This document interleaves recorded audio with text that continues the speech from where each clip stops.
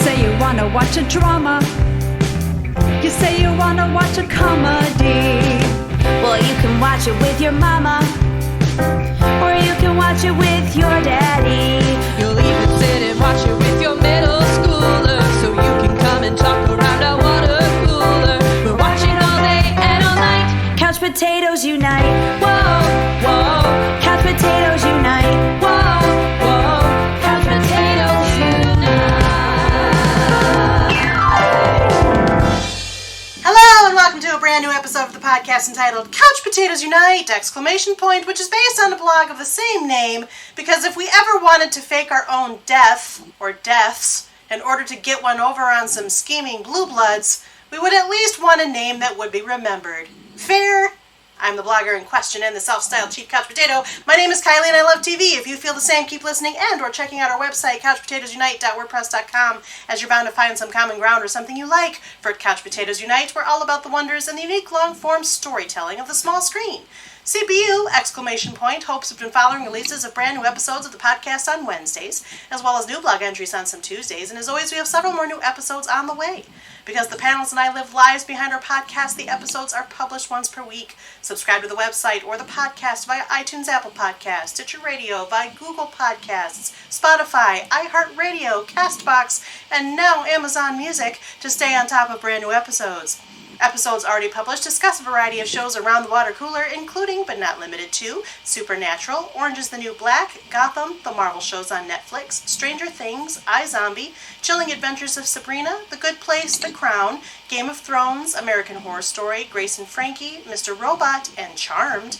Plus, new episodes are in the works, including revisits for Altered Carbon, Doctor Who, Schitt's Creek, Westworld, Fuller House, Unbreakable Kimmy Schmidt, How to Get Away with Murder, Will and Grace, Marvel's Agents of S.H.I.E.L.D., the DCTU series panel will catch up on the first 2 seasons of Black Lightning, and the Star Trek 50 Plus series will talk Season 3 of The Next Generation. We'll be launching new panels covering Outlander, the Breaking Bad universe, This Is Us, The Orville, Big Little Lies, The Good Doctor, Call the Midwife, and The Animaniacs. And because we look back at shows now past, we'll revisit one of the all-time and most watched classic sitcoms, MASH. We'll become embroiled in all of the crazy plot twists of Revenge. We'll travel through time and experience all sorts of identities with Quantum Leap. We'll thank the Golden Girls for being friends, and we'll cry bazinga for Big Bang Theory. By the way, did you know that CPU also from time to time goes live? We've been live from bunkers, comedy shows, Comic-Cons, and game stores. Plus, we're planning more live appearances and other cool stuff, including in these semi-quarantine times. So make sure you like or follow us at our Facebook page, our Twitter at CPU Podcast, our Instagram at Couch Potatoes Unite, or subscribe to the website, our YouTube channel, our Apple iTunes channel, our Stitcher Radio channel, or find us on Google Podcasts, Spotify, CastBox, iHeartRadio, and Amazon Music.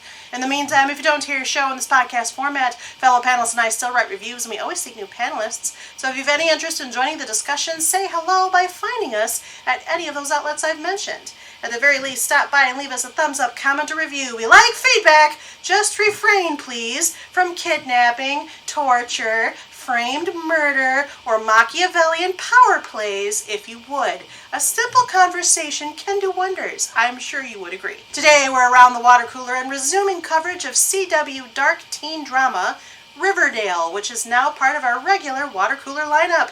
Also, continuing in her role as editor of CPU's own Riverdale yearbook, i.e. the moderation of this continuing discussion around mystery and intrigue, is our one and only Sarah. In today's episode, Sarah returns to the moderating microphone accompanied by returning panelists Emily, Micah, Jessica, Nate, and me, kicking back as a panelist myself. Note, one of our previous Riverdale panel residents departed the podcast for life's greater journeys. We're going to lead our discussion of Season 4 of Riverdale, which aired from October 9th, 2019 to May 6th, 2020, with a total of 19 episodes after Season 4 production was shut down due to the COVID-19 pandemic. So without further ado, I'd like to welcome back Sarah to the moderating microphone. Take it away, Sarah. Hello, potatoes. Let's get it going. Riverdale is based loosely on the Archie comics and the general Archie universe. Riverdale began airing on the CW in January 2017 and showed us our beloved Archie characters with a dark twist.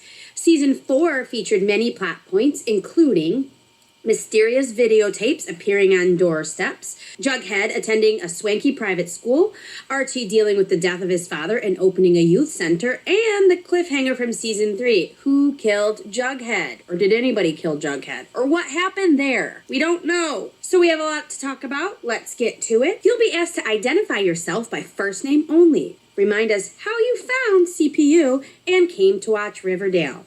And then you'll be asked to rank yourself as one of the following characters from Riverdale. You'll love this show because of the great depiction of small town living, both the good and the bad, since after all you are a small town girl or guy at heart, even though you have a secret dark side like Betty Cooper. You think this show is a breath of fresh air, a refreshing change from most of the emotionally turbulent things you've been exposed to, although you secretly like getting your hands dirty, like Veronica Lodge. You like this show, but have a somewhat complex relationship with it, given the fact that your father has just died in a hit and run, like Archie Andrews. Aww. This show, R.I.P., This show sucks.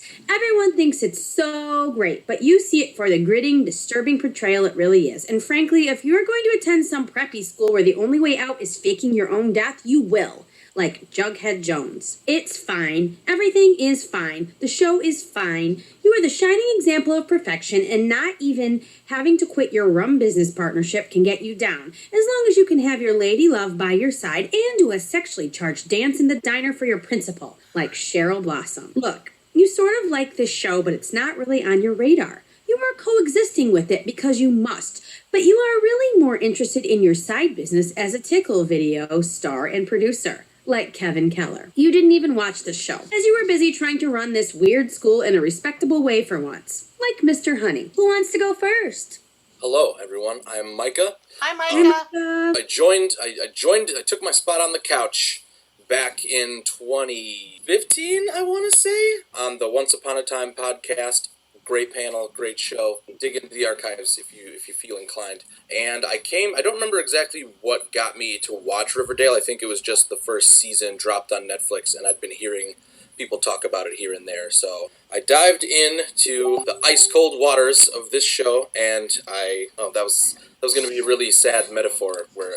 Never mind. I like the show. It's a good show. I'm going to keep watching the show. And as far as my character compass, I am going to take up that great ship of Veronica and Archie, because I'm feeling vibes from both of those this time around. Thanks, Micah. Who wants to go next? Hi, I'm Emily. Hi, Emily. Like Micah, I too joined CPU with Once Upon a Time. We were on that panel together. It was a ton of fun. I came to watch Riverdale because somebody else suggested it to me. So I was like, we'll give it a try. Why not? And I got hooked. And now we're here. With this season, I will say that I'm probably an Archie. I kind of shifted a little bit, and I'm only picking one. This is like a huge shocker. If you know me and have listened to any other podcast, I usually pick 2 to 3. But I'm feeling kind of Archie-ish after this season. So I don't know. Maybe it's just because everything kind of ended weird with COVID and everything, or I don't know. So we'll talk about it. Awesome. Thanks, Emily. Sarah gave you the stink eye, Emily, when you talked about picking multiple noises. Yeah, it's my pet peeve. I know. Who's next? Hi, everybody. I'm Nate. Hi, Nate. Hi, Nate. I came to the couch through, indirectly, Sarah's beautiful husband, Nick. He posted that they were looking for somebody to talk about this show, and I've been on board with this show since I heard about it in Entertainment Weekly. So I wait till it comes out on Netflix so I can watch it all at once and not have to wait week to week like some kind of chump. So I've been a huge fan. And my character compass, I would say that I am Betty Cooper, because if I think of any show that helps illustrate what it's like to grow up in a small town, Riverdale nails it every single time. From Jingle Jangle to Dark Arts, that's small town life, folks. Awesome. Thank you, Nate. I'm going to call shenanigans right now. So how I grew up. So hi, I'm Jessica. Hi, Jessica. Jessica. I came to find CPU through Micah because I was his ride to the Once panels quite often. And I sat very quietly. And now I get to talk, which is wonderful. So very appreciative of that. Thank you. You're welcome. For this one, I am with Emily, and I'm an Archie. This season just kind of was okay, but ended up leaving kind of that weird taste in your mouth at the end. So I don't know. I think the whole having to end early because of quarantine kind of swayed how I felt with this season. Awesome. Thanks, Jessica. You're welcome. Well, I get to go next because Sarah's moderating and she gets to go last, and that's how it works. So I already talked, but my name is Kylie, and I found CPU because I started it. I brought the couch to the people, as it were. That sounds really hoity-toity, but we have a couch, and I said, hey, everybody come sit on the couch, and that's how it worked. I have previously been Archie for Riverdale. I will remain Archie. I would like to remind our illustrious Riverdale panelists that when I was sitting down for the season 3 discussion, y'all were like, season 4 is like so much better. It's so much better than it was. Oh my God, it's the greatest. You're gonna love it. You're gonna go to 5 stars. Holy smokes. That didn't happen. To be fair, when I made that assumption, I had only seen like the first few episodes. Okay. And so I take everything back that I said on the last panel. You take it all back. Take it all back. Fair enough. Pulling from One-Eyed Willie's well. Yes. I guess that's a way back reference. Yes. So to me, season 4 is a lot of the same. You know, I enjoyed parts of it. I didn't enjoy parts of it. I don't have a problem with the way it ended. I thought they have done better than some shows with the quarantine shutdown, so I'm not entirely upset with it. But the season as a whole was slow for me, so we'll talk about it. Thanks, Kylie. You're welcome. I'm Lass. Hi, y'all. I'm Sarah. Hi, and Sarah.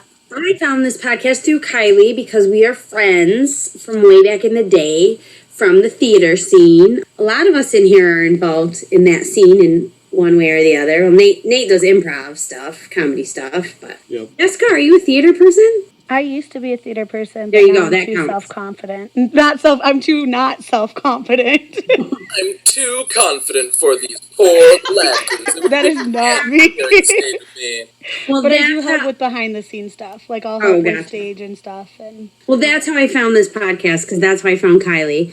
And I think I was on the inaugural podcast of Doctor Who, which I'm still on that podcast. That one just keeps going. But I started watching Riverdale because my college roommate, Sarah Habel, played Miss Grundy in the first 2 seasons. So I watch everything she is in because I love her. She's great. And I, for this season, am also Archie Andrews. I like this show, but I have a somewhat complex relationship with it, which, we'll get to. There's a lot to unpack.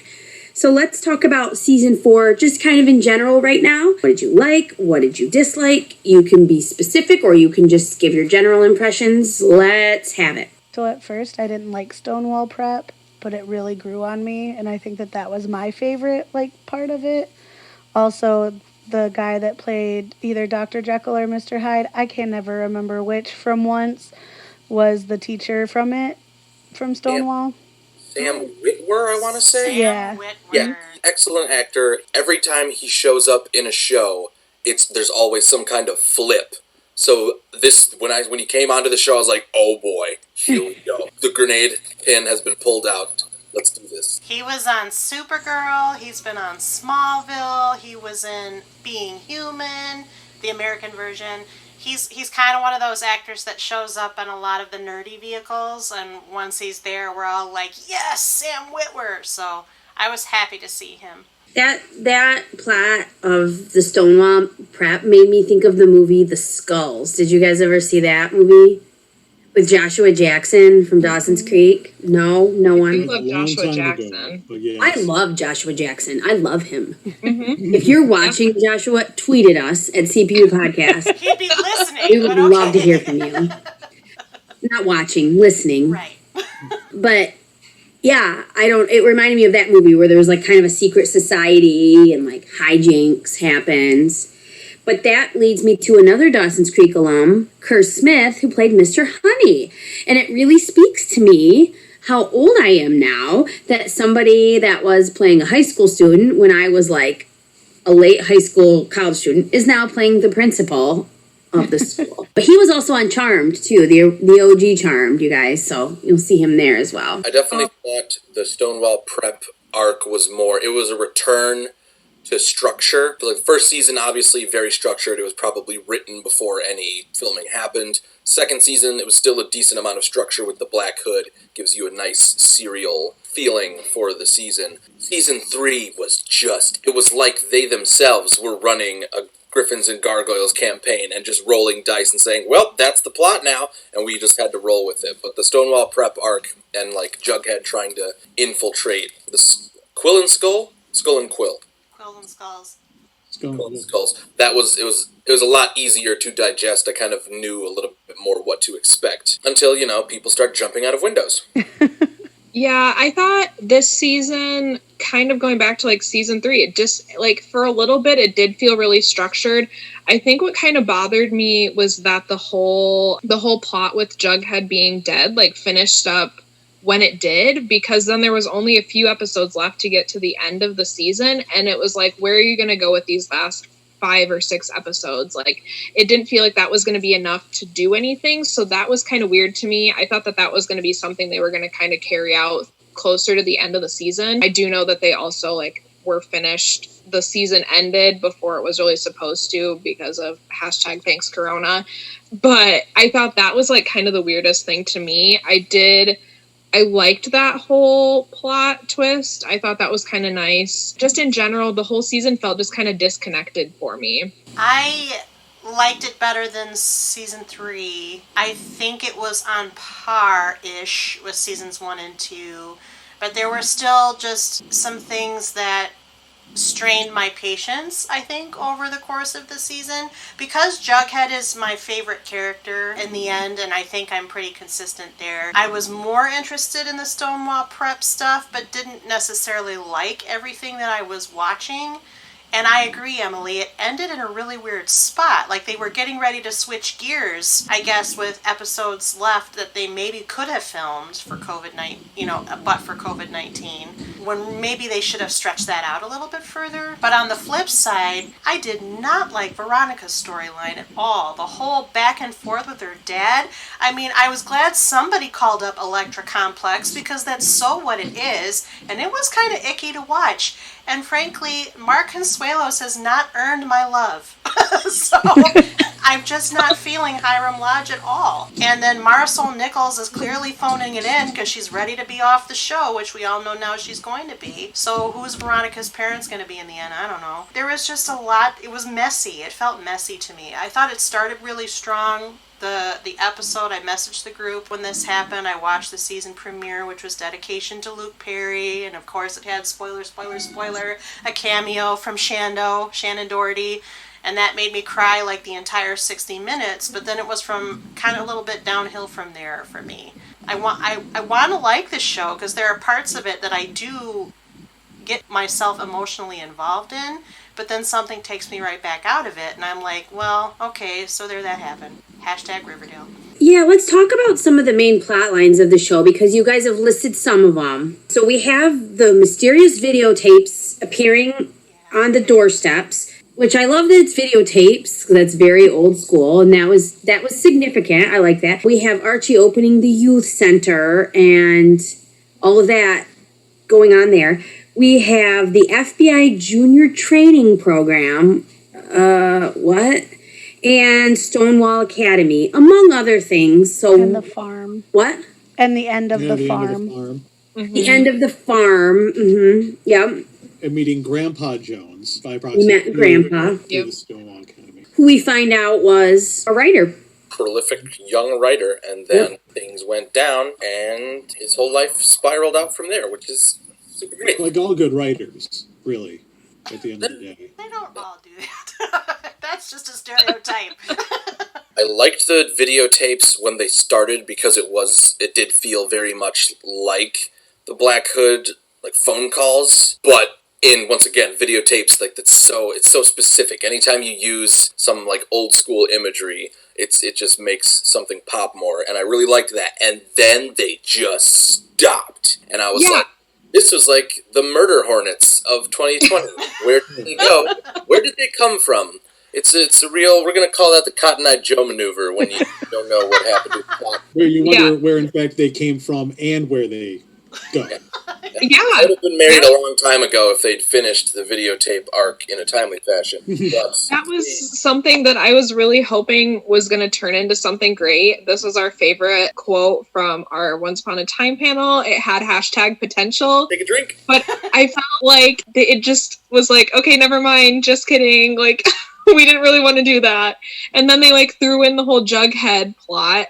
And then that just ended abruptly. And so that's like a lot of where everything was just feeling really disconnected for me. Yeah. They kind of, with the videotapes, they were trying to make it seem like it was, what is that character's name? All I can think of is Shannon Purser as the actress, but Ethel Muggs. yeah. So then it was like, ooh, it's Ethel, and then there's that guy with the creepy back room of all the like videotapes and like sex tapes and weirdness. Yeah. Yep, small town life. It's not small town life. Small town life, crazy voyeur video store. God bless America. Nate was actually raised in Riverdale, for those of you listening. Where we were taught to love Walter White. Yes. Let's say, Jessica, maybe you just grew up in the season 1 Betty Cooper version of your small town. I guess. I mean, we have a Batman in my small town, so maybe he was our Black Hood. Who knows? All right, we're going to be doing a separate podcast all about what that story is. Tweet us at CPU Podcast, and I'll tell you. Fair. Ooh, Jessica! It was also a little unrealistic because, okay, hidden cameras, I get. But a camcorder across the street from your house for hours on end, someone is going to see that and be like, is that a camcorder?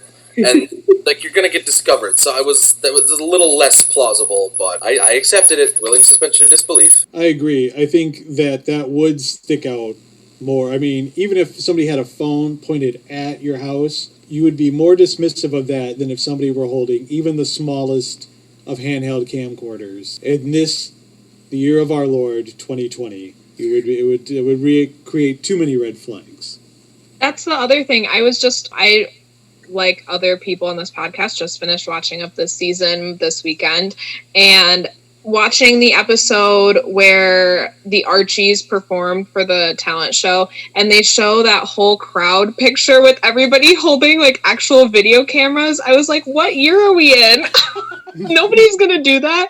And Jughead's like voiceover, I wonder who among us is the voyeur. And I'm like, why are we holding video cameras? I was very confused. Yeah, the only thing I can think is that they're really going for this timeless time period. They're trying not to be just in the years 2019, 2020. They're trying to just be this ambiguous time era, maybe. I mean, kind of. But then they also show their parents back in the 80s and stuff. So I don't know. It's kind of like it's something they've set up that they do, but we have to just get on board with it. And it's not because, I mean, not to cut you off, but the whole thing is like, because like you say, they'll have a VCR, and everyone apparently owns a vintage car in Riverdale. Like everybody, like I have not seen, like there's nobody's even heard the word hybrid in that town. They all drive like 57 Chevys. They all drive like Dodge Darts from like 1972, all pristine. It's like Cuba in Riverdale. They're all vintage autos with like Audi engines, but again, now we're balking like VCR. What? When does this take place? It is a weird mishmash of all of Americana. It's like every small town. But they do have cell phones that they use, so they can't really 100% commit to it. Yeah. Well, that's the new Norman Rockwell. Everyone is sitting around that Thanksgiving dinner staring at their phones.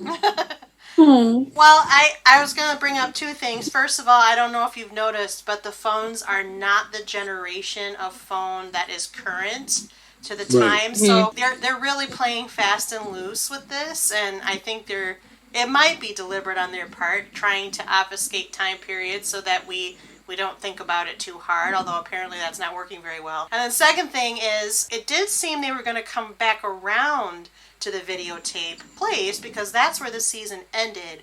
But that is one of my biggest criticisms on this season, is they started off with one thing, they kind of diverted, and it turns out that Jughead storyline, which is where the third season left off, is a completely separate storyline. So they dropped a bunch of different things in the initial part of this season, but chose only to focus on one. And it was a different tack for them. They don't normally do that. But then it also ended up feeling very disjointed, and like they did not keep track of a larger plan that they had, if that makes sense. Yeah, it did feel like they didn't know where that was going to go, that Jughead thing. They just wanted to end season 3 with a bang, and then they were writing to fill in the plot problems that they created. Yeah, because I loved the way that season 3 ended. I thought that was such a great cliffhanger, and then the way it kind of all started back up.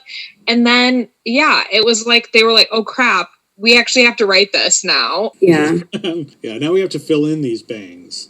Jumping off of something Emily said a few minutes back, she talked about when the Archies performed, which I like to call Sexual Tension the Musical. The thing that really annoyed me about this season is that they went full steam ahead, plugging the possibility of Barchi, and then they choked, they chickened out, and I'm mad at them because I think it would have made a better show. Yep. Season 1 or 2, I was not for Barchi at all. I liked this new Veronica. She's a more sympathetic character than the comic character ever was, at least in my eyes. But, like, by the end of season 3, it was just kind of like, yeah. Plus, she had that whole thing with Reggie, and they also, like, just threw that in the trash. They throw Reggie in the trash a lot. I'm feeling kind of bad for him. He's lovely. I mean, not really, but, like, I do feel sorry for him, and he's nice to look at, so... Yeah, and his dad is like a monster, right? Oh, yeah. But yeah, no, I wanted more Barchi. Like, even if you have it all done by the end of the season, like, commit to it. It was a tease. It was, and I love Barchi. I support it. I feel like I was getting kind of tired of Bughead, TBH. Some of that, it just felt like the connection wasn't there between them anymore. Maybe it's because they broke up in real life, which was sad, because I did love Cole Sprouse and Lily. Why am I? Reinhardt. Yeah, I'm just totally blanked on her last name. I almost called her Lily Cooper. That's not right. But maybe it's because they broke up in real life. I think that honestly, if the writer, like, that would have been a kind of nice opportunity for the writers to then go full steam ahead with Barchi, but they did not. And like Micah said, they totally chickened out. It was like, okay, can we do it? Maybe let's try. Nope, just kidding. Like, never mind. We take that back. You know, I don't like Barchi. I like Barchi. I don't like it. I didn't buy it. I didn't buy their interactions. It seemed forced to me, and it seemed contrived. And I do think the problem is that, like, Lily and Cole have such a palpable chemistry. I didn't know they broke up. I couldn't tell. I still felt them, like, really being together, and so I don't buy that she would be with Archie. I just didn't think those two had a good mix. I have to agree with Sarah a little bit, just because I think if they'd interspersed the Barchi potentiality a little bit more last season, for example, I might have come along for the ride. And they explained it a little bit, you know, like, oh, we're just scared of the unknown in the future, and I'm comfortable with you and you're comfortable with me. That sounded nice in the moment, but at the end, when they didn't go through with it, when they chickened out, as you say, it felt very hollow and forced. So I actually agree with both. I do think they chickened out, but I think that it was hollow and forced, and it didn't work. I just want these kids to, like, you know, take some time for themselves, figure out who and what they want. I mean, they're at that age. Yeah. Come on, guys. Like, you don't have to, like, crawl into bed with your friends. Just be friends. You're getting ready to go to college. Let's do this thing. That's my thing. Yeah. Cheryl actually has the most stable relationship in all of Riverdale. Mm-hmm. And that's questionable. No, because, I mean, honestly, your girlfriend tells you she wants to have her dead brother live in the house, and you're okay with that? Marry that girl. Yeah, that's it. You don't have... Maybe we shouldn't keep our dead twin in the house. If anybody passes the cadaver test, you put a ring on it right then and there. Well, yeah, exactly. Stand, seal, deliver. They're going to... That is ride or die, and apparently after die. There is a difference between stable and sane, Jessica. I think Nate is right. It is a stable relationship. Because it's not healthy. But Not right. it's stable. It's stable. They accept each other's quirkiness, like living with your dead brother or drugging people, would be poisoning your mom. That's the fire and ice, Tony is just like normal, and then Cheryl's like crazy pants, so they balance each other out, hopefully. She is a delight. Where are those twins that they're raising? Where are they? I don't think they should be at that house. That's not good. I want to with they have a monitor. Dead twin brothers and crazy Nana Roses. Yeah. Give Nana Rose a break. She's old. Oh, I love Nana Rose. She's old. If they ever take Nana Rose off the show, I will be extremely sad. I was also going to say, I don't know how not crazy Tony really is, because she's got her own stuff going on. It's just different stuff from Cheryl, and Cheryl's much more obvious about it. If there is another season, who knows with how things work. I know they're supposed to be back in production, but there needs to be a heavier Tony arc, honestly. There's a lot to chew on with her backstory and everything that we just don't, we only get like a little peek for what we know about her. You guys remember when she had her own gang that was all girls and they didn't give any of those girls names because they knew they were going to throw the story away? Yeah. We've kind of covered the next question, which was to check in with the young talent. We've really checked in with a lot of them, but I want to ask you about this tickle video ring. I was so uncomfortable. I was so uncomfortable. Is this a real thing? I'm asking the youths in this panel. Okay, so number one, I thought that felt like something completely out of left field and dumb. I hated it. It was awful. It's 100% a real thing. There is a documentary, and I don't remember exactly what it's called. I think it's just called Tickled. I want to say it's on Hulu. I watched it. It's freaky. It's really disturbing and weird. So not that we're judging anybody. Not that we're judging anybody. No. No, I live your life. Safe do what you want to do. Not something I'm interested in. Freak flag fly. Yes, exactly. It was crazy. So for them to include that plot line in this season, I was like, what are you doing? Why is this happening? This is weird. Not good. It was uncomfortable the entire time. Yeah. I thought it was fake. I didn't know that it was a real thing. I was like, people don't want to watch that. Weird.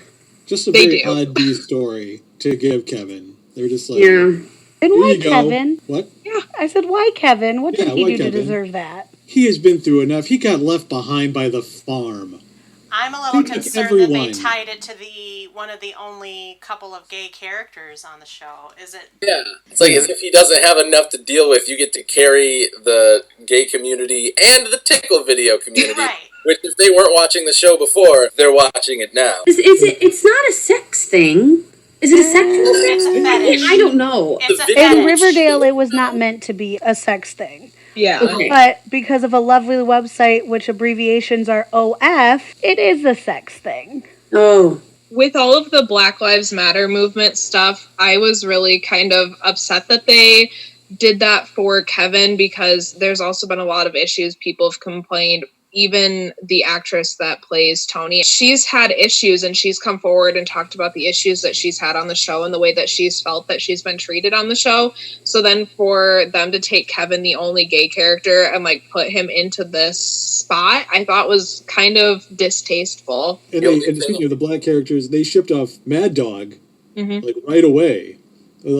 He's going to Notre Dame, and apparently he moved to South Bend that afternoon because you never see him after that game. Come on, everybody. Let's go. South Bend, Indiana. Notre Dame. Grandma, cousin, whom I live with, I guess. There's a little brother. I can't remember. Yeah, little brother was left. Yeah, let's all hop in. I was just so shocked that Notre Dame existed in this universe. What universe are we in? It was interesting that they did start talking about all of these actual schools, like Jughead going to the University of Iowa and Harvard, and it was interesting. I don't know how much I liked that, because everything else is so fictional that I would have liked for them to have made some random schools up. Yeah, and apparently one of the writers went to the University of Iowa because one of Jughead's lines is it has one of the best writing programs in the country. University of Iowa. Tell him Riverdale sent you. All right, guys, stop sending me alumni donation requests. I just plugged you on a national syndicated TV show. Right. Well, let's talk about some of the adults then, because we haven't gotten into a lot of their storylines. But we know, Luke Perry passed away in real life, which was during season 3, but they didn't address it until season 4. And, Molly Ringwald took more of a larger role this season. We still have Machen Amick, Marisol Nichols, Skeet Ulrich, Mark Consuelos, and Kerr Smith. Hello. So, Well, I really enjoyed his performance, and I thought his character was, not that important and kind of maybe almost annoying at times. But I did think it was he's just trying to do his job. This school is crazy. What's going on here? Nobody's getting an education. But can we talk about, I think, the worst writing choice they've made in the series to date? Random secretary speech about all the cool stuff he's been doing that they showed not even background of a scene. You didn't even see him talking to someone with the arm around in a back shot of a scene. What? Yes. What? 100% yes. There was some Iowa writing there. They just lazy. I know, that was no Iowa offense. monologue back in the old undergrad. Go Hawkeyes! Go Hawkeyes! Just kidding. Do you want me to sing that song from Music Man real quick? Just get some Iowa spirit in here? Just kidding. I won't do it. Iowa kind, a special chip of the shoulder writing style. Yes, we like it. Yeah, I hated that. I hated it so much. I was like, you could have just showed him being cool if he was going to be cool. You don't get to retcon him into being a good person. Yes, exactly. And then they had it be from a matronly old secretary. I've been in Riverdale for 80 years. Where were you then with all the medieval weaponry? Role-playing game stuff. You should be a fountain of information. But now you're here to tell me that a principal was nice even though you didn't like him. Wow. I agree with all of that. I agree with all of that. And I lost my thought. But it had to do with Kerr Smith. Oh, and Skeet already. Yes, Kerr Smith. I thought there was a lot of potential with Mr. Honey. And then he really just was a mustache twirler, which was very boring. And then in the end, also, they've also announced that Skeet Ulrich is leaving as a series regular, and he'll be a recurrer, but he was my other favorite adult besides Luke Perry, and now that he's leaving, I mean, this is not boding well for my future Riverdale love, because the adult characters are really kind of what gives me the balance on the show. And when they do stupid stuff, the kids call them out. When the kids do stupid stuff, they're there to swoop in and make everything all right. I mean, that's kind of the flavor of the Archie comics coming through. And without that, I'm finding that it's turning rapidly into kind of even more trashy soap opera than it was before. I love Skeet Ulrich, and I think he is aging like a fine wine. I really appreciate his contributions. And I don't know. I was really sad to hear that him and Marisol were leaving the show. Less so about Marisol because she hasn't been a huge player in the last season, but I love Skeet Ulrich so much, and I was really sad, and I'm kind of curious to see where they're going to take his plot line and how that's all going to play out. Or maybe they're just going to use him less. Maybe they just maybe they won't say anything, and they'll just not write as much for him, is my guess. Yeah, well, because from what I was reading, he made it sound like he was like done with the show completely. But from what we just talked about, he's just not going to be a series regular anymore. So I'm not sure what they're going to do or what's actually happening. I love the fact that FP has his own arc that's been fleshed out for all of the seasons. And I love how one of the most redeeming qualities of this season was how they reflected Jughead against his dad, against his grandfather, because even though the Stonewall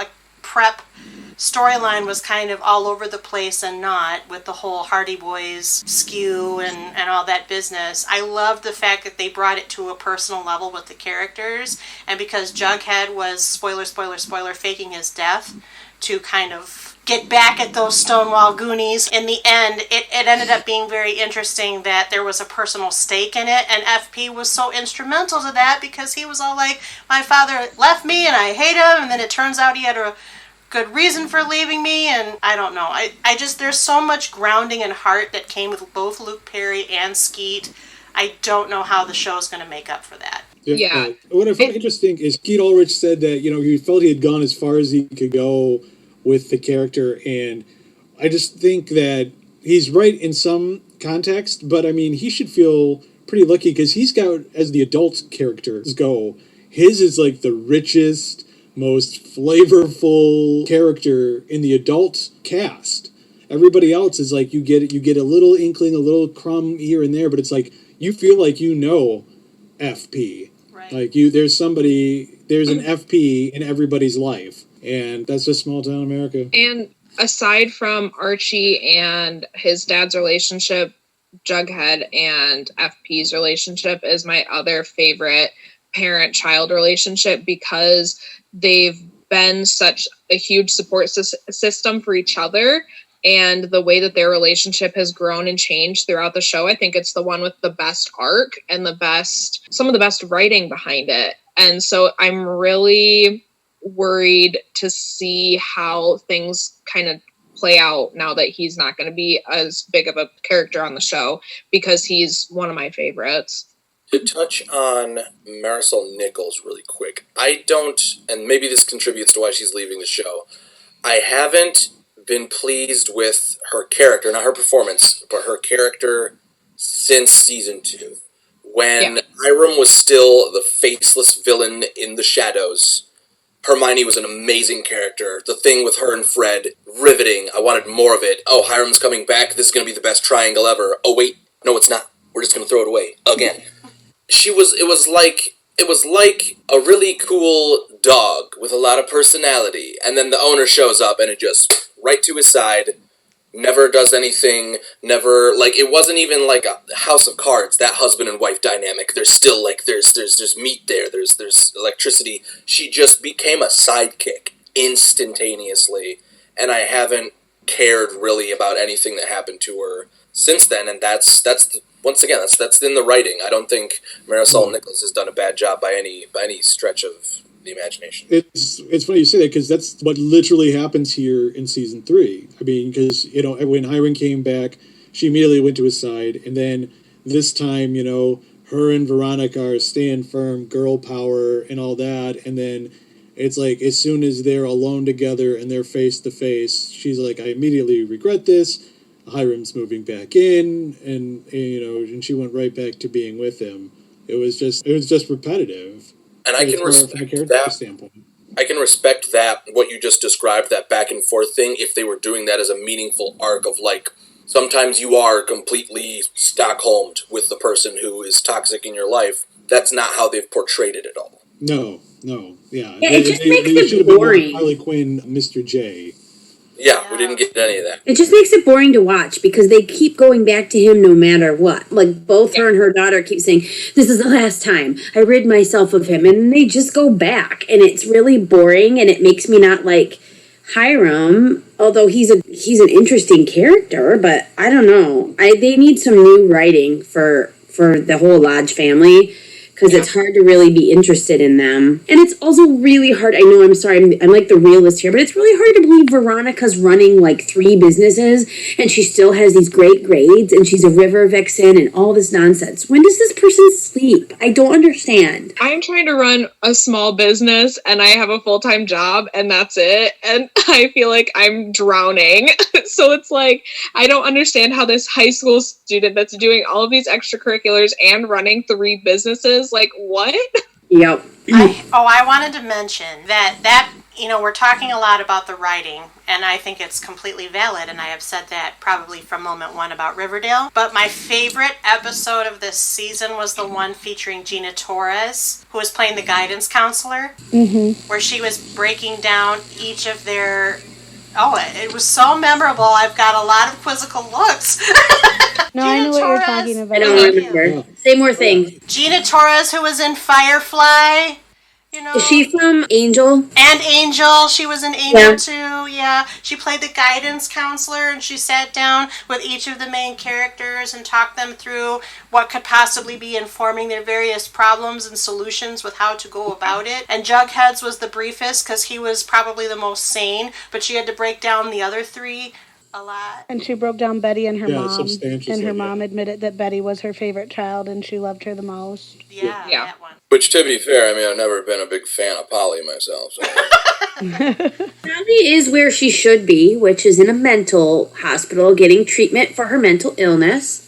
An actual mental hospital, not not the Sisters of Quiet Mercy. Yeah. Oh, not there. Speaking of running a lot of businesses, they got a full-blown cult going. They're doing actual, apparent, adoption agency stuff. They're doing conversion therapy in the basement. I mean, it's a big building, but come on, who's the facilities manager of that place? There's too many plates to spin. Well, Edgar Evernever's dead now. Bye, guy. So you could say he Gonna really shoot never off in a will. rocket ship. What? I was being a smart aleck. What I like about that is no one questioned it really. You know, they're like, oh my God, he's harvesting organs? Oh, they just picked up and moved in the middle of the night, virtually disappearing? Oh, he's going to go on a rocket ship. Okay. As is Edgar being Edgar. By that time, they were used to it, I guess. Yeah. And then what's her name? The wife who played a teenager. Wife, daughter? Yeah, wife, daughter. Is Evelyn. Evelyn Never, right. Messing with Betty from jail because she's got an axe to grind. I don't know. I was glad that they ended the farm story. It was time. It was time to say goodbye to that nonsense. Long past time. Long past time. Well, talk to me about the Baxter Brothers and the mysterious Ghost Rider plot. That sounds like the name of one of their books. The Baxter Brothers and the mysterious Ghost Rider plot. I found this very confusing, and I admittedly watched the show while I was painting my kitchen cabinet, so maybe I was not fully engaged. But, okay, so it seems like there's this fictional series of books, right, called The Baxter Brothers, and it's like the Hardy Boys type of thing, Nancy Drew situation. And it started at the Stonewall Prep, and they have this ghostwriter that has this contract. Say things. Tell me. So, essentially, the franchise has not relied on the use of one writer for its entire existence. It's become a multi-million-dollar empire, and every few books, as the teacher or headmaster, whoever that guy was, as he explains, every so often they change writers. Well, the changing of the writers has various means and methods. Some of them get killed. And then also they pluck their writers from Stonewall Prep, and they have this writing class, which was initially taught by Sam Witwer's character, compete for it. Well, apparently part of the competition, we find out when they wrap up this mystery, is that some of the people have to act out what they're about to write and then write about it, and then whoever writes it the best gets the contract. I did like that just as a device within the canon of saying, this is how we, find the next book. You can't just write the perfect murder. If it's really that perfect, pull it off. And then you get to take over the franchise. I liked that kind of, without having a lot of lead up with the Baxter Brothers, they kind of were able to easily drop in a bloody history to that and then kind of raise the stakes for Jughead, who is smack dab in the middle of it, as he often finds himself. But I highly disliked the Scooby-Doo meets Sherlock Holmes retelling of how the mystery was solved. I think they were trying to rush to wrap it up, and so they plucked a device from other better mysteries, which maybe was an homage, but it ended up being really boring, and we had to rewatch a lot of stuff and for me, I don't think it tied it all together in a way that felt satisfying. Yeah, I think that was a lot of why that whole thing kind of bothered me, was that it was like, here, let's real quick wrap it up right now. We got to be done. And I'm like, why do you have to be done, though? I would kind of buy it a little bit more if it was the season finale and you're trying to finish it up in one episode. But they had so many more episodes that they could have drawn that out into, that I think that's part of why that whole plotline bothered me a lot. There's so much exposition needed for this to have so very little payoff in the end, I guess. They just really wanted maybe it to be the grandpa, and I was glad to meet Jughead's grandpa. That was cool, but I and had this some is Stonewall issues. just really more, not necessarily a show gripe, just an ongoing problematic film industry thing. Our Stonewall Prep group, which are the only students we will ever see in this sprawling campus, are super evil, stupid white man who I didn't like, super He's so evil, but, annoying. like, quietly evil white girl who I didn't like, a black kid, and an Asian girl, and guess who dies and who lives? Oh, did you guess that the white people live? 'Cause you're right! You did get to first see- class ticket to a bad reality. The whole Stonewall Prep plot line, like all of it, it was very reminiscent of my high school, which was not a great experience for me. I think a couple of you know where I went to high school. It's not a boarding school, but it is a very white and very rich school. And so having those characters gave me a little bit of PTSD because I grew up with those people. Like, I grew up with people that if they needed to kill somebody to get ahead in the game, they would. Doing a separate podcast about that. Yeah, I thought I knew where you went to high school, but now I don't know. I know where she Later. goes. I liked that I we think I got to know. see Moose for like 2 seconds. Yep. That. Cup of coffee with Moose. Who now Oh, went yeah. by Marmaduke. The fact that That's so was never huge. a real name, That's so I just huge. can't fathom. As far as I knew, Marmaduke was the name of a dog. Yep. The dog. Yeah. Well, Great Dane that was getting into hijinks. Hijinks But I did ensued. like getting to see him. I was sad to see him go again. Although I was a little bit done with him and Kevin's ship. Oh, I was done with that too. I just liked him as an actor. Other than Reggie, I think Moose is the most abused character we see. Like, give him something or what? Just give him... You guys, guess what? But There was another musical episode. there was.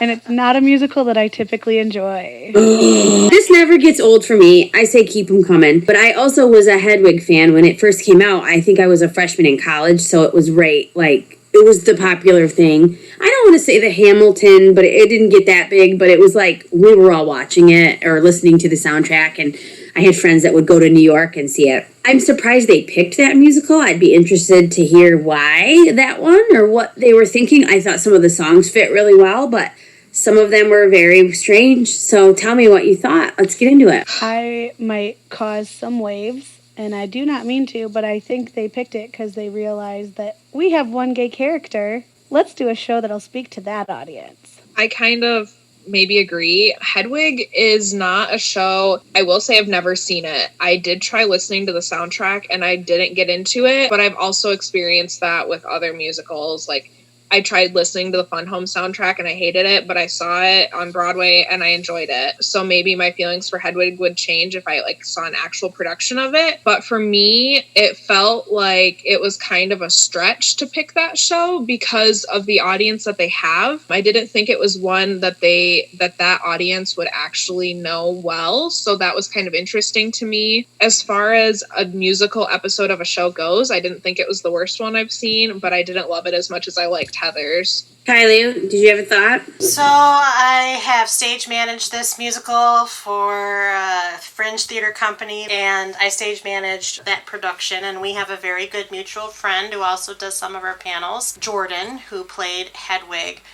I would disagree a little in the sense that I do not think it's a show they picked just to appeal to a gay audience. I think that's oversimplifying what Hedwig is about. Hedwig is about being disenfranchised generally. It's about wanting something in the world and feeling as if the world doesn't accept you for who you are. And I think that is a recurring theme that happens throughout Riverdale. Now, Hedwig also is a very adult musical, so I will also go on the flip side and say, is it an appropriate selection for Riverdale considering that your primary audience is going to be in high school or college? I mean, it's clearly an 18 to 24 show. We're all not in that age group and we're watching it, but that's who they're gearing it toward. And is the audience on that receiving end likely to understand the themes of Hedwig and the Angry Inch when you're not putting it in the context of the show? I don't know. I think some of the songs worked really well. Wicked Little Town, which is one of the numbers in the show, was the opening in the musical episode. Jughead was the Cole Sprouse. Oh my gosh, he has pipes. it's weird, he was Ben and Friends, but I have a tiny little he's a cutie. He did a really great job opening that number, and that is a perfect song for this show. Other songs, like, what's the one called where it's a bunch of screaming? I'm all torn up. Is that it? Exquisite Corpse. It's called Exquisite Corpse. That one, not as appropriate for the show because that implies that all four of those characters are really in a much darker, deeper kind of circling the drain place than where they really are. And I just thought, well, they put it in there and it's nice. They sang it all right, but does it work for the context? No. So I will agree with Emily's last comment where, it wasn't my least favorite. I think Carrie is the worst one so far, but I do think Heather's was better. I like Hedwig as a musical better than Heather's as a musical because I have deep-seated dissatisfied feelings with how they keep making 80s movies into musicals, but I think the Heather's musical episode was better than the Hedwig musical episode. Yeah, I think with the Heather's musical episode, everything just fit so well. It all just really was kind of perfect for what was going on in the episode. I feel like they picked Hedwig, and I feel like they decided to do another musical episode, and they're like, oh crap, what show should we do? Let's Google musicals about disenfranchised people, and that was the first one that came up because it didn't totally connect for me. And being a theater person, I recognized the show and knew about it, but I feel like this show doesn't really play towards the theater people necessarily. So I think your general audience for Riverdale wouldn't really know about Hedwig and wouldn't really know what the show is actually about. And so then it doesn't connect with okay, this show's really about people not feeling like they fit in to where they are or who they are. And so it didn't really work for me. I have this weird thing where I love to see high school students doing shows about high school students. So I think when they picked Heather's and Carrie, I was like, oh, those are about high school things. And I like that in real life. I work at a high school, and I love it when we pick shows that are what's going on. I don't love it when high schools try to do South Pacific, because I'm like, this is not translating well. You never have the right races, and these people don't get, just a pet peeve of mine. I'd rather see youths doing youth musicals. So, they should be in those roles. So it would be very interesting to hear why they picked Hedwig. I love it, but I want to know what writer or producer was like, you know what it is this year, you guys? Hedwig. One of the writers of the music that worked with John Cameron Mitchell and stuff, I read this, and I might not get it right, so I might regret saying this, but I read that he actually approached Riverdale and said, I see you're doing musicals, what about Hedwig and the Angry Inch? And had helped them with some of their musical adaptations in the past, I think. Oh. So I think that's how Hedwig, because I had the same question, why of all the musicals in all the world, and there are other musicals about high school, including recent ones, they just made Mean Girls a musical, that would be fun to put into the Riverdale context. Just for the Riverdale sake, geez, Micah. But you get, and this goes for anything real life, anything. You get Mean Girls or Heather's. Mean Girls is literally have both. You can't have both. So, doing the same to two of them. Stop making fetch a thing. It's so redundant. I get it. There were other shows too. You know what? The other one that actually would have probably fit really well into the Riverdale universe is one that people don't know all that much, and it was barely on Broadway, but Be More Chill. That one actually, it's about high schoolers, and it kind of fits in with some of the other stuff that they have going on. So that would have been a great one to do. Or I would have even bought another musical that wasn't necessarily about high schoolers. I'm trying to think off the top of my head of other ones that are about fitting in and that sort of thing. Well, there's The Prom. Yeah, The Prom. That one they probably couldn't do anything with because Netflix is getting ready to release that movie. But who knows? That one would have been another great one. I just think Hedwig kind of missed the mark. I think that they gave Casey Cott some good numbers. I thought he did really good on Tear Me Down. And at the end, Midnight Radio was a great way to close it down. Wig in a Box was surprisingly not my favorite, and it's one of my favorite songs from the show. But they kind of took the tone and flipped it on its end, and I just didn't really need that. But I have to highlight Sugar Daddy, because who conceived that? That was like gross. They were like waggling their booties in their principal's face. I was like, you're trying to convince him to do Hedwig by putting your privates in his face. I don't understand. Like so many of us have done before in any persuasive argument. Yeah. What student council is all about. Yeah. Right. Sure. Well, I just come back to the idea that any of these characters are so disenfranchised. Maybe the Kevin character, but even as his character goes, he has an accepting father now. He's gotten through a lot of things. They've kind of shunted him to the side in a way, especially in season 4. But it's not like a disenfranchisement that actually, I think, is matched by what is being spoken about in Hedwig and the Angry Inch, and that's where I was at. It would be one thing to make the argument that this is a high school age appropriate show. It's not. But even if you wanted to say that somehow it was, you should be drawing upon the theme and trying to make the argument that these characters actually work within that theme, and I just don't think that's what happened. So well, especially because this time they weren't trying to do the whole musical. He just wanted to sing Tear Me Down at the talent show. And there's nothing really explicitly weird or inappropriate in Tear Me Down for him to do. It was a loose argument. It's like they had this idea and they had to weave it into the show, so they really hit Wicked Little Town on the head. That was perfect. But everything else is just kind of a little like cramming it into the wrong place. And again, I still was shaking with joy the entire time, so please don't get it twisted. And I will watch these songs on YouTube like all the time. So I will say I really liked when Betty and Archie were singing together. KJ Apa actually has a really beautiful voice. He's in a band in real life, I believe. So I liked when they were kind of doing that whole little montage, and like Micah and I talked about, we do ship Archie, so that was giving us that. And Jessica too.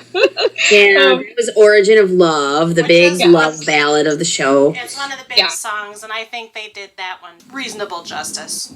Yeah. I know we talk about a lot how it's very incongruous between the drama of the show and then like having to actually be like a student, and like there are rules in society that you have to follow, and they just like, now we haven't been to school for 34 days, but bro, it's cool, our grades are fine. But like, as much as I love Kevin, a student cannot direct a high school production in any district on this planet. I guarantee you it is not legal, it is not allowed, it's not a good idea, because I don't care how much musicals you've watched, if you are not in your 20s, I do not trust you to direct a good, and it's a high school production, it's not going to be that good anyway, but to be able to fully encompass a director, are you kidding me? That one, I've been having troubles with that since the Carrie thing. I was like, you don't know how to direct a show, my friend. There is no community theater in Riverdale. Where would you have honed your craft? Who designed the sets and the lights? Where were they honing their craft? How did any of this... Sorry, it's a theater thing. I'm like, you can't just make theater happen in any town you want. In case you didn't know, we're from a really big theater community. Well, they also didn't have, like, a coach for the River Vixens, and then they tried to make them have a coach this year, and the girls were, like, totally mad about it, and I was like, why are you mad about that? Like, you should have a coach. Who's doing all the things for you people? Maybe if you had a coach, you would be working in front of your principal. Yeah. But I thought this was a nice example so that the crusty old principal could be crusty. What's he crusty? He's like 35. He's like, no. Like, I don't think that's really appropriate. And then, like, the viewers are supposed to be like, oh, he's so ruthless and mean. I personally have not seen this musical, but I can only assume it's fun. Well, right, and also the fact seen the music. The fact that like we were supposed to root for the teens to go against what the principal was asking. We were supposed to root for them to not follow the rules, which I'm not saying he was right or wrong, but I am a rule follower, and if a principal says that's not appropriate, then maybe we should follow it. I don't know. I'm just a crazy I don't know. It We're makes all sense. closer to the parents' ages in the show, but most of the time we're always like, yeah, teens, we get you. And then it was this episode, I was just like, I mean, guys, can you see where he's coming from here for a second? Well, like Take the hot pants off, put on some long pants, and sing a normal song that doesn't have your butt in anyone's face. That's all we want. the previous principal was like, we're going to let all these poor kids in, but then we're going to treat them like second-class citizens in a police state. And they were like, Rage Against the Machine! And then this guy was like, the children don't do sexy on stage. And they were like, Rage Against the Machine! Like, that's Maybe they should have sang like Revolting Children from Matilda. Now I want them to sing Rage Against the Machine. Jessica, were you trying to talk before? Yeah, Jessica, what was your thought? I don't mean to sound naive, but they really don't do student-directed plays, or was that just my small town that we had student-directed things? We did as well in my small town, but it was like a small one act at the end of the year. No, ours weren't even one acts. Like, Oh, wow. we did Honestly Now and other shows, and Well, was there an adult? Was there like a faculty advisor? she was never there. That's my thing, is you can't do that. That's my thing. Well, but Jessica has proved that there is actually a thing out there where it's real. That's small town life, man. Betty Cooper. I swear I'm not Betty Cooper, guys. Every time Nate says that's small town America for you, take a drink. Hashtag small town America. If you're listening to this from small town America, tweet at us at CPU Podcast and let us know if we're getting Were you a victim of gross adult neglect during your theater career in high school? Please tweet at us with your stories. Make a documentary to blow this whole thing open. Obscenely lax attendance policy at your school? Give us I feel like our Twitter's going to get a whole lot of interesting conversations tweeted at it now. Small town Batman, theater thing. Joshua Jackson. But this just proves that we would be open and willing to accept, at least a fraction of the Riverdale stuff. Yeah. But they're not selling it to us completely. Maybe Nate, because he's still Betty Cooper, but, I still think they should just let us cast the musical numbers like we mentioned in the last podcast. So this kind of brings us to sort of the end of season 4. It wrapped up rather abruptly with I called it a Teaching Mrs. Tingle satire. I don't know if any of you are fans of that movie. It's a Kevin Williamson movie. Again, the creator of Dawson's Creek. And it's a whole movie about students that kidnap their teacher and plan to kill her. It's a whole thing. And they kind of did a takeoff episode with Mr. Honey. We know that wasn't the planned ending, but it was part of the forced ending due to the COVID pandemic. But this kind of draws a little bow around the whole videotapes, who sent them and what's going on, because they kind of escalate with the person wearing the Betty mask beating up Jughead, and then we had somebody with a mask killing Mr. Honey on the videotape. So what were your thoughts about that ending? Did it make any sense? Did you like it? I liked the masks because it was paying homage to the old, original Archie comics. But other than that, I was just confused the whole time. Yeah, I'm not going to lie. I was very confused. I was a little confused myself. I wondered where they were going. And probably the answer would have been post-pandemic episodes if they were allowed to show them. But how did it relate to the videotapes? What is going on with the videotapes? I definitely thought Honey was the one behind those. Mm-hmm. Me too. But then he got killed on one, and it's like, I don't know, it's a pretty solid alibi. And then he did the whole thing where he faked one, where everybody was like, hey, idiot, you filmed this wrong. You're dumb. We saw your face. And was What it? were they interrogating him for when they did kidnap him? I can't even remember. But they didn't really kidnap him. It was just a story that they were acting out. Right. Yeah. Yeah. That was what Jughead was writing so he could, get into Iowa upstate. Yeah. Do you think they're trying to foreshadow his death? Mr. Honey's death? Yeah. I 'Cause thought he went away. I thought he's going to go be the principal of Stonewall Prep. Exactly. Yeah. Yeah. Yeah, he points that out. They tripled his salary. Yeah, he That was very right before specific. Secretary Supermemory came in and could give you a personnel review of all of the principals she's had. Allow me to read the minutes. from the last 12 years of faculty meetings. Yes, all More of than them. 12. But my thing was, like, where did they get the caricature artist, and who made the masks? Because in this reference, you have cartoon versions of some students from Riverdale, and you had them molded and turned into masks, and you all wear them when you fake kill the Mr. Honey character. Right down to a plastic Jughead crown on the Jughead mask. I was just like, where are you getting all these masks? You made From the Masks one Are that- Us, maybe? Well, I mean, Online? Amazon? Party City. It probably used to be the community theater, and now it's Creepy Character Mask Hut. Apparently, there's just a My booming, vote's Etsy. partisan community in Riverdale that we never see. There's just it's like Soho down there, man. It's just Well, art. we know they have a voyeur film producer, director, so Maybe their Yes. side hustle is mask making. yeah. Well, what That's what a lot of people are another- doing in quarantine now. No, because think Another back. Riverdale workaholic. Where'd they get all those gargoyle masks? You know, where'd they get? I think there were like serpent masks or some other like thing against that. They had all the hoods from. There's probably, it's a small town, but maybe they did have a community theater, and there's a board costume designer that's just like selling this stuff out of her basement. Emily, is it you? Will we be seeing you next season? It's me. Season 5, y'all. I'm selling other stuff out of my basement. Well, it's not out of my basement. I guess technically it's my bedroom, but it's not masks. So I guess that wrapped up my question. That didn't work for anybody on any level then, the way it ended. And No, maybe there'll be more when they premiere the season, but yeah, I was left with. I mean, I thought it ended in a reasonably creepy spot. I messaged the group with that, like, okay, I'm intrigued to see where this is going, but right now I'm just baffled. I kind of think this next one needs to be the last one. Ooh. I don't know. There isn't a good enough metric right now, I think, for them to be able to keep spinning these. Like, a lot of people will complain about Supernatural, but, like, every season had its big bad evil guy.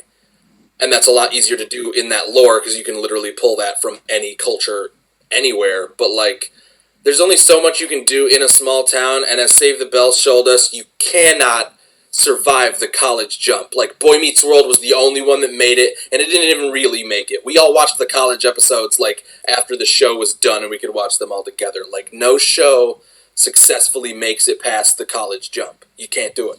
I think Dawson's Creek was fine. Just fine. Sarah, you're too much in love. If anybody would like to join a Dawson's Creek panel that Sarah will probably moderate, please let us know. Tweet at us, CPU Podcast. Yeah, I do Lots of agree. tweets coming in today. I know, right? The issue also is that these aren't real life teens. These are all people in their 20s, late 20s. So you can't. This show's not going to go on for 10 more years, and time will catch up to their faces. I hope. Speaking as someone who is on the north side of everyone on the cast, yeah, you can only go so long. Cabot Cove only had so many murders happen before they had Jessica go visiting family and friends across the great nation. There's only so many stories you can tell in Riverdale, and their lives are too diverse to assume they're all going to go to Riverdale University. Yeah, I can't imagine them all going to the same college and it being a stone's throw away. That would be A, very Buffy-esque, and B, I just couldn't buy it. Not with all the storytelling they did this season about Yale, and I didn't get into Yale, and I'm so sad about Yale, and then I'm not going to Yale because screw the Stonewall Prep people, Iowa writing program, 2 thumbs up, and then Archie trying to go through community college maybe because his life, he's been in prison, so he's got a lot of stuff to work out. That does remind me of a good Cheryl Tony moment from this season. Cheryl used her connections to get an interview for a school and then gave the interview to Tony. I did like that. That was just some solid being a human for once. Tony does humanize Cheryl a lot, and I did. I haven't spoken a lot about those two, but they're the characters that I don't necessarily need to see, but when they're on, I enjoy them. It's not like they're all right. They're fun to watch. Cheryl's still fun to be Cheryl with her red hair and sassy mouth. We know there is a season 5. It's filming now. It is. Are you going to continue watching? Will you recommend to other people? And give us your star ranking on, a scale of 1 to 5. 1 being low, 5 being like, yes, amazing.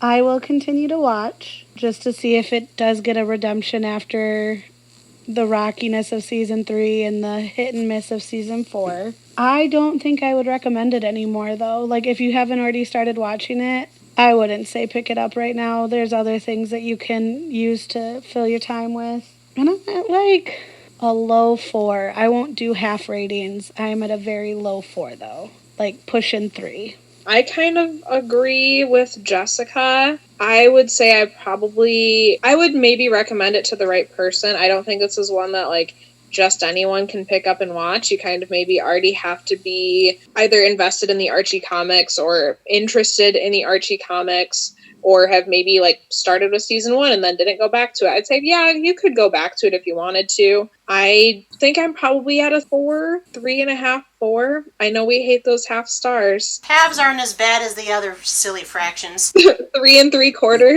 3.75 stars. I will probably watch season 5 because I will cut them a break with COVID. I thought I saw that they were picking up and filming the rest of the season 4 episodes. They're going to release those and then they'll release season 5. So I'll keep watching and see what happens, but I don't know. I'll probably make it through season 5, but I don't know if I'd keep going after that, depending on what happens. I am a completionist in general. It takes... I can't even think of a show that I just flat dropped after being invested in it at any point. I mean, me and Kylie, we're both caught up on Supernatural. It's been 15 years, and a good amount of those years were bad. I don't agree with that assessment because I love it. Horrifically, the Leviathan arc, get out of here. Well, everybody agrees about that, Micah, but that's not several years. Anyway. And yet we survived it by more than double of the length of those seasons. So I really don't think there's anything Riverdale could do in this next season to dissuade me from watching it. I just think, shows with me, it's either I watch it week by week because I don't care about the binging thing. I want to be up to date all the time. Mm-hmm. I watch it when the seasons drop on Netflix, or I don't watch it at all. I think Riverdale might drop back to just the watching it when the seasons come out and not having it be a priority. But yeah, I'll say I'm a high 3. Not a 3.5. I'm holding steady, going down the highway. I'm not looking to exit, but I'm not gunning it anymore. It's a show that I watch, and I'm gonna keep watching it. I don't really think I would recommend it to anybody else to watch, because as long as I've got somebody that I can talk about a show with, I'm happy, and that's you guys and listeners at home in small town America. So. I'm sated in terms of Riverdale community. I don't think I need to bring anybody else into the fold. And it's tough, because people know about the show. Most people have tried the show, and a lot of people, it's a very strong reaction to it. So, a little bit of a guilty pleasure. For me, I'm still going to be watching. I'm all in on Riverdale. This show is bonkers, and I love its bonkerness. My wife, not a fan. She watches one episode with me, and she's like, "What? Why? Where are these parents? Why are they only in the show for 30 seconds? They should be grounding these children." But for me, it's just gonna get weirder. It's gonna get more outlandish, and I don't care. That's what I signed on for. From the lily white, clean, all-American kids of the Archie comics to Veronica's dad is a mobster. Jughead was homeless for a short time. And it's it's already off the rails as far as the Archie world goes. I just want to see how far this thing's going to ride off these rails.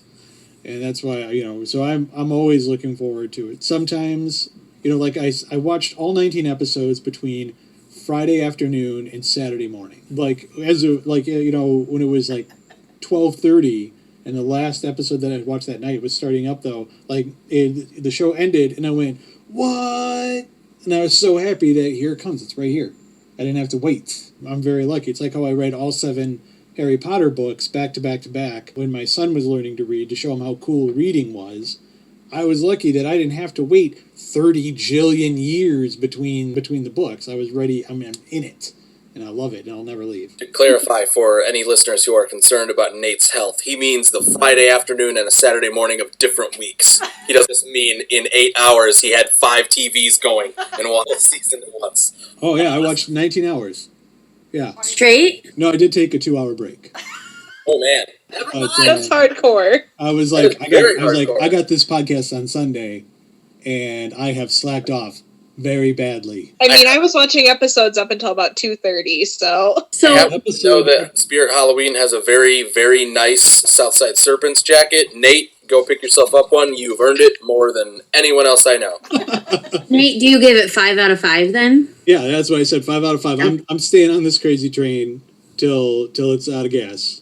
I'm 100% on board. So I'm also a completionist, and I feel like I've been led down the road this far, but I don't have good feelings about this upcoming season. With so many fewer of the adult characters who I like, and the fact that we ended in such a really weird spot. Not just COVID weird, but weird for where even this season was going to begin with.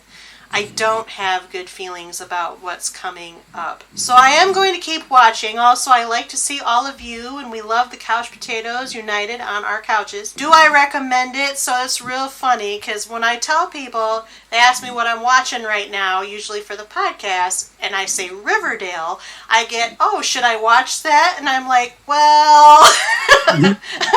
And then I have to qualify, you could try it, but this is what, going with no expectations about anything, and then be prepared to not form any, because you'll have to change them like 20 times. So the answer, I think, is no. I don't recommend Riverdale. I don't even know who I would recommend Riverdale to, and there's a lot of very open-minded TV watchers in my life, and I think the people watching Riverdale are the ones on the panel, so I think that's it. I would rate it a 3. I'm still at a 3. It hasn't shifted.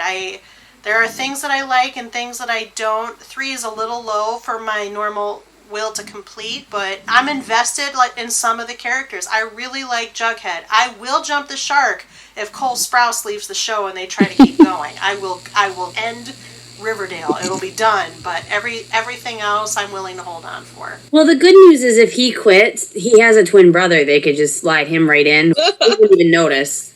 I would. Nice. I would.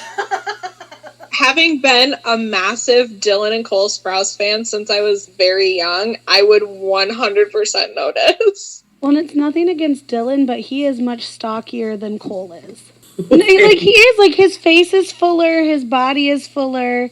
Yep. I'm not saying he's, like, big, like, chunky, but, like, he's a healthier figure. Jughead is very, like, 80s rock and roll slim, where you're like, yeah.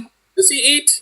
Okay, film him eating, but if they didn't film him eating, I don't think he's not, is he okay? Is he alright? Well, I will continue to watch this show because I'm moderating this podcast, so I don't have a choice. So luckily, I don't even have to consider it. I just have to watch it. I don't know if I would watch it otherwise, but I don't know if I would have started watching it anyway if Sarah wasn't on it. So it's not really my usual cup of tea, but I do enjoy my time with it. Even when it's absurd, it's at least entertaining for me. So I'm going to keep watching until the end. It does help that I watch it on Netflix, so I'm like Nate. I like that I can just watch it back to back to back, and then I don't have to, like, keep my brain on, oh, what happened last week on that? No, I can just watch it all in one loop over a couple days or weeks, so I think that helps me. I don't get asked often to recommend television shows to people. People don't usually ask me that. I would recommend it to somebody who likes dark things and high school dramas, and so I don't know who that person is, but if I come across them, I would throw this one out for them. I've had students that watch this that are like, hey, did you watch? You know, they want to talk about it with me, but I'd feel weird recommending it to a student because it's a little sexual. I think I'm going to stick with a 3. You really like this, and then your HR department comes and sees you. Yeah. I'm going to go with Kylie on my rating. I give it a 3 out of 5. There are points where it's higher than that. It doesn't work down there all the time, but overall, it's a solid 3 for me. 3 out of 5. Is there anything you guys want to mention that we haven't covered? I do. What's on your mind? I didn't like Grandpa Jones. You did not? No, here's why I didn't like him. I wanted, because they have done such a great job of referencing 80s and 90s movies. I wanted, like, his grandpa to be played by the principal from The Breakfast Club. He died. Yeah, he's dead. He's not alive. Okay, but you know, someone of that ilk, somebody who was an authority figure. Hell, bring in John Lithgow, who was the city councilman who banned dancing. You know, just like some sort of subtle nod, because they have Molly Ringwald and Luke Perry be Archie's parents. You know, and so I think that have the Jughead lineage hit some sort of like movie, 80s, 90s movie pop culture milestone senior character to be Grandpa Jones would have been better. I mean, nothing against Mr. Weber, who has film credentials of his own, but it just it was like, I was just like, oh, that's not who I wanted. John Lithgow has Oscars, but we can dream that he'd want to do Riverdale. Right? Well, I mean, he did played Third Winston Rock. Churchill. Yeah. I think I was okay with not having it be somebody big because it wasn't like that whole plot line wasn't a huge thing. Like it was, they mentioned it a little bit, and so I was kind of okay that it wasn't somebody big. It would have been cool if it had been like a nice 80s pop culture reference or something, but it didn't bother me. I had to Google this just to make sure I wasn't mistaking them for each other. But for Emily and Kylie and Jessica to an extent, for Once Upon a Time, Timothy Weber played Mickey Mouse. I mean, they didn't call him that, but he was the Sorcerer's Apprentice. He got turned into a mouse. That's right. That's where I saw that guy. Yep. The only other thing I think we didn't cover, wasn't Archie at war with a drug lord for a little bit? Yeah. Yep. Oh, yeah. Because we But that mentioned seems pretty normal for the... Yeah. Yeah, that was normal Riverdale stuff. We didn't need to touch on that. That one. Just like his uncle being the drunk and the, bringing all the guys home and, partying with them and everything instead of actually, like, trying to step up and be Fred Andrews. There was, like, a weird little moment there, I forgot about the uncle. What? Mm-hmm. I don't even Archie's stuff. Oh! Yeah, Sorry. Archie's stuff all revolved around the gym as the community center. Mm-hmm. And was only slightly less annoying than Veronica's storylines. We had Azura Sky back as the mom. Yeah. Not back. We see her sometimes. She's another Sam Witwer. She pops up in all these nerdy vehicles. And she was in Buffy the Vampire Slayer. She was the ghost that comes back and pretends to be Tara. In Riverdale. Oh, she was the mom of the drug dealer that died. Oh. Well, he gets beat up real bad. Didn't actually look old enough to be his mother, but was in fact his mother. Yeah. Yeah, because she's got to be in her 40s. We also didn't mention what's Veronica's sister, Hermione. Hermosa. I didn't like her for even a single second. I hated everything about that. Was practically jumping shark territory, quite honestly. That's the truth. Plus his ham-fisted, maybe she's going to have like a romantic thing with, I can't even remember because I didn't like it that much. Get out of here. No, Get out of here. That was hated it. Terribly set up, terribly executed. Where did she go? Who the heck knows? No one cares. Jump the shark. That's classic Jump the Shark. Introduce a new character for spice. Don't actually develop them. And like who was her mom? Like was it Hermione? Like do we know? No, it was some lady in Florida. And her mom. Yeah. That's right. Her mom I hated that. And then she was really awful. And then she tried to help them for like 15 seconds with all of the Stonewall prep kids, and she was like, guess what? What's her face's grandma wrote one of the books, and yeah. If it wasn't for the fact that Veronica's storyline with her obsession with her dad wasn't already kind of creepy and off-putting, I probably would have stopped watching the show with Hermosa.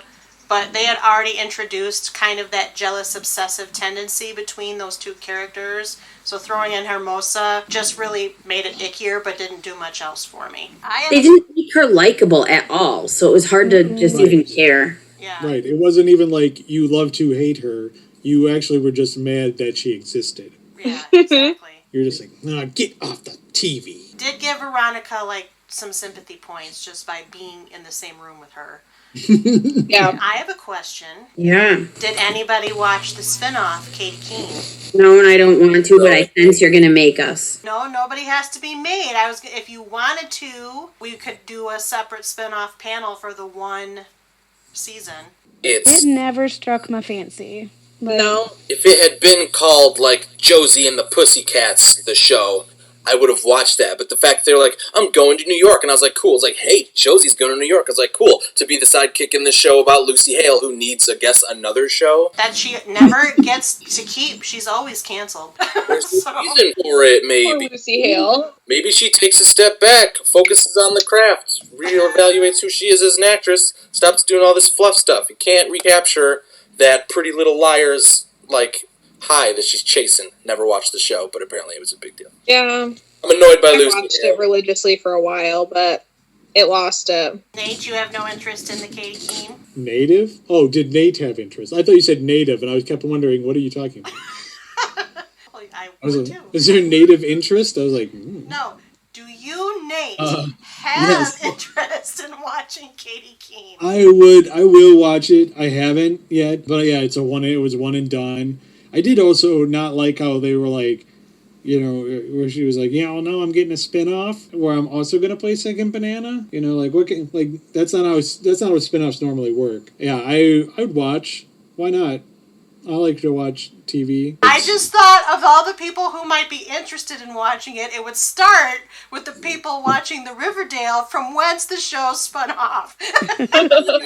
If you can say with clear conscience that it is as comparably good to its parent series as Once Upon a Time in Wonderland was to its parent series, then I will give it a chance at some point. Well, you know that's not going to be the Yeah, truth. but that's not true. And then it's going to be a no high from me. It's never Tell going me to that happen. it's going to be a Cheers Frasier sitch. I will be 100% on board. Yeah, we're setting the bar a little high. But if you change your mind before I advertise, let me know. Sarah, did you want to say anything else? No, I was going to say, if we've covered it all, I'll just throw it back to Kylie. I guess I'll catch it. And when I catch it, I'll say thanks to Nate and Emily and Micah and Jessica for joining Sarah and I to talk about Riverdale Season 4. Thanks to Sarah for once again moderating this bonkers show. That's Nate's word. And since we've gone through this bonkers analysis of Riverdale Season 4, it's now time to roll the credits. Couch Potatoes Unite! Exclamation point was produced by Back Pocket Productions, run by yours truly, the Chief Couch Potato, which is really another way of saying executively produced by me, Kylie Piette. My associate producers are Krista Pennington and Selene Rezmer. I edit this podcast, and our logo is by Rebecca Wallace. Our marketing graphic artist is Krista. Our theme song was written by Sarah Milbratz and sung by Sarah, Amy McDaniel, and Kelsey Rezmer. Kelsey played the keyboard, Ian McDonough played the bass, Christian Somerville played the guitar, and the whole kit and caboodle was engineered and produced by Kyle Aspinall and Christian. We hail from Grand Rapids, Michigan. Please, if you like what you hear, take the time to rate us on iTunes, Stitcher Radio, or Google Play, or wherever you find your podcasts. Give us stars, give us comments, give us reviews. Let us know how we're doing. Send us a message. We might just read it on the podcast. Tell us what you like, what you don't like, what we should keep, what we should toss. You know how it goes. And if you have suggestions on shows we might consider, contact us at our website, couchpotatoesunite.wordpress.com, where we have a guest book, by email at couchpotatoesunitepodcast@gmail.com, or via our social media, Facebook, Twitter at CPU Podcast, and Instagram at Couch Potatoes Unite. Though, of course, we add new and old shows to chat about around the water cooler all the time. We always have several more new episodes coming down the pike. Just listen to our intros, and if you miss old episodes or want to know in general what we cover, just find us. We are everywhere and searchable wherever you look for things on the internet. You can search for us, or you can subscribe at our website, our channels, our social media accounts. Stay up on our new events and episodes. Until the next time, all available seasons of Riverdale are available to stream on Netflix, which currently has the CW contract, even if we don't have any contractual obligation to say that unofficial non-sponsor. Meanwhile, Season 5 is slated to premiere on the CW in January 2021. The official premiere date has not yet been announced at the time of recording and was, of course, delayed by the COVID-19 pandemic. So stay tuned. We'll try to keep you abreast as we learn more details. In addition, our Riverdale series panel will next reconvene sometime in 2021, whenever this may be, to discuss Season 5. So as always, keep a weathered eye to Couch Potatoes Unite! For all the details. In the meantime, and until next time, until next episode, new episodes are published every Wednesday. Keep listening, keep watching, stay tuned! Bye. Bye. Bye.